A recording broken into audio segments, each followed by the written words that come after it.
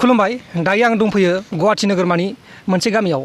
बे गामियाव दायो दङ एक्स एनडिबिनि माखासे सोद्रोमा बिथांमोना थांनाय 2000 मायथाइनि सिगांनो एनडिबि आफादाव जयेन जादोंमोन दा बिथांमोना गुवाहाटीयाव थायो दा बिथांमोना गावसिनि गोसोनि रावखौ बुंनो नागिरदों आरोना 4 लाखनि सायाव आरो माखासे अनसुंथाइ मोनगोननि सायाव बिथांमोना गावसोरनि खेंफोरथिखौ होनो नागिरदों बिथांमोना मा बुंनो नागिरदों नोंथांमोना खोनासंबानो जाबाय जोबजासिम नायबानो जाबाय दा जों मिथिना लानि जों दा ओरैनो माने 4 लाखनि थाखाय माखासे गावजों गाव माने दावराव दावसि बेखौ बे सोंखारिलायनाय जोङो 2000 मायथाइनि जोङो 99आव जोङो बिनि सिगां जों थांनानै जोङो 2009आव जों सारेन्डार जादों जोङो एकर्डसिम जों थानो हायाबाबो जायफोर बिथांमोना एकर्डसिम थानो हादों बिथांमोननिसिम जोङो हाजासे सापर्ट आरो हाजासे जोङो वेलकाम खालामदों बिथांमोननि नाजानायाव जोङो फुरा जों मावनो हायाखैब्लाबो बिथांमोना थानानै नांबोनायखौ जोङो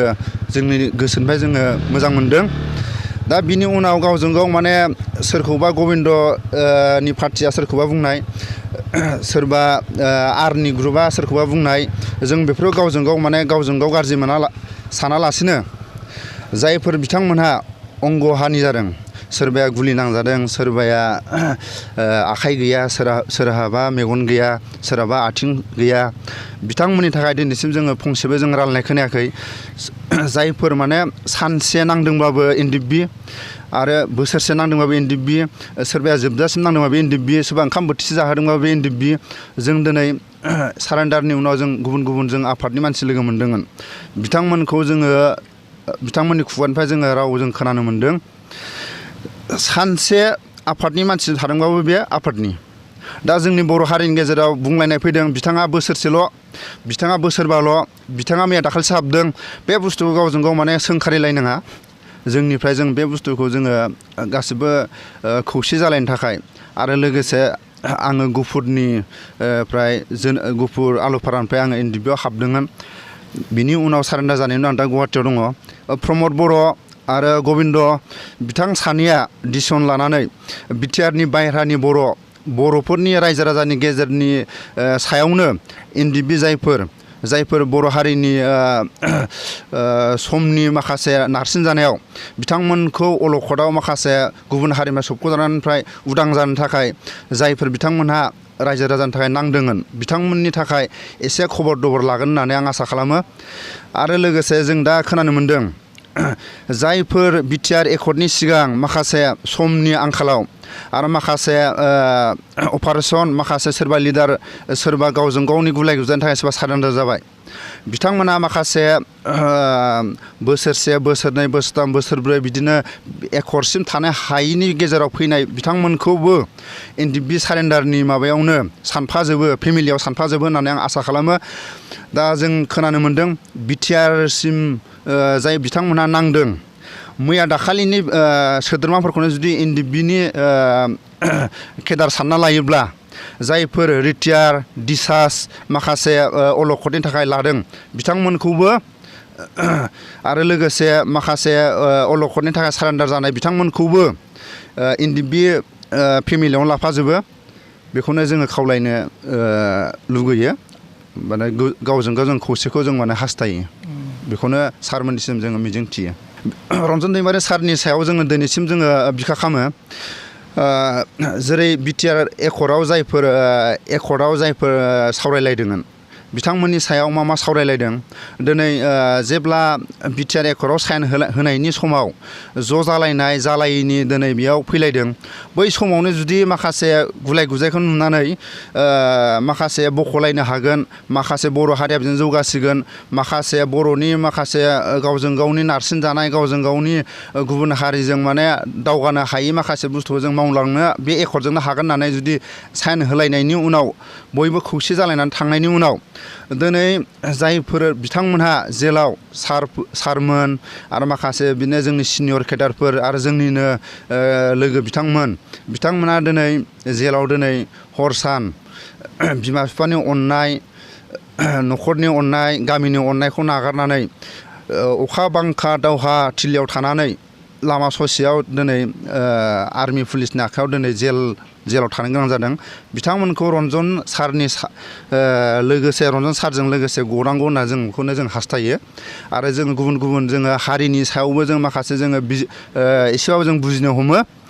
जायफोर गुबुन हारिनि मिडियाफोर बिथांमोननि एगेन्स्टआव बुंथारैखौबो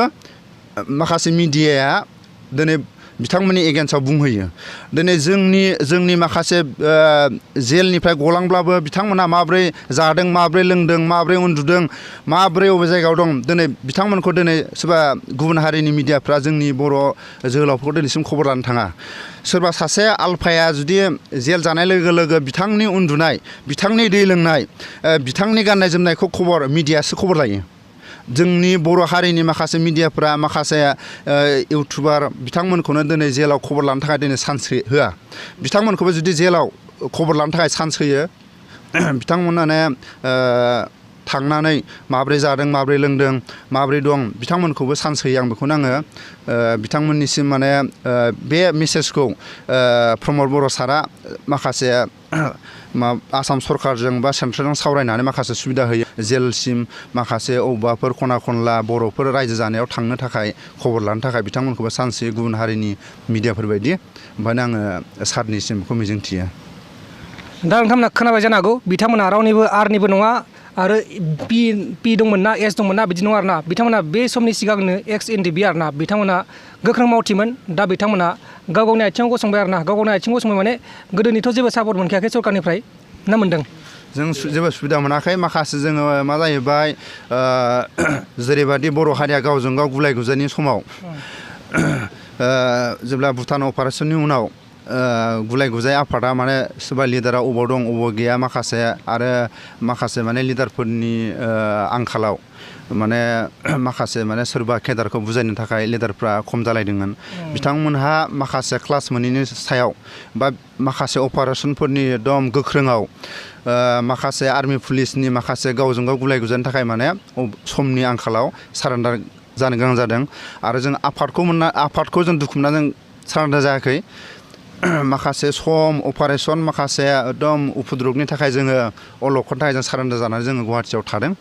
आरो माखासे जोंनि गोरोन्थिफोर जायोबा जोङो बा मावबोदोंब्लाबो जोङो रायजो राजा आरो जायफोर बिथांमोनहा बिटिआर एकर्डसिम थादों